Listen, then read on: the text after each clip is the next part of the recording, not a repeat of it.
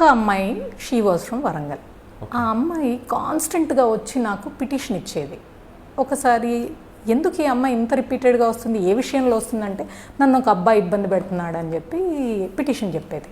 సరే అని చెప్పి ఆ అబ్బాయిని పిలిపించండి అని ఎస్హెచ్ఓకి కౌన్సిలింగ్ ఇవ్వండి అని చెప్పి చెప్పడం జరిగింది. ఇంతలో నా దృష్టిలోనా వాళ్ళు ఎలా మాట వింటే ఆ పద్ధతే కౌన్సిలింగ్.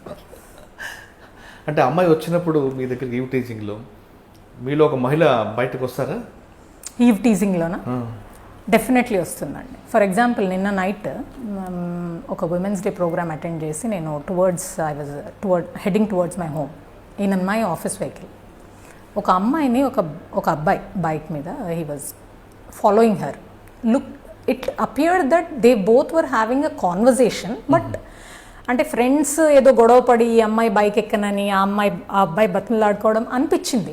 కానీ ఆ అమ్మాయి సిచ్యువేషన్ ఎలా ఉందంటే ఇట్ వాజ్ వెరీ డార్క్, లైట్లు లేవు, ఆ బైక్ ఒక్కటే ఫాలో అవుతుంది, మనుషులు ఎవ్వరూ లేరు చుట్టుపక్కల, only my vehicle was coming down. ఇంకా అలా కాదని చెప్పి ఆపాను బండి. ఆపి ఒక్కసారి సైరన్ మోగించి before I could call the control room ఆ అమ్మాయిని పిలిచి మాట్లాడాను. ఏమైందంటే లేదు మేడం మా ఫ్రెండే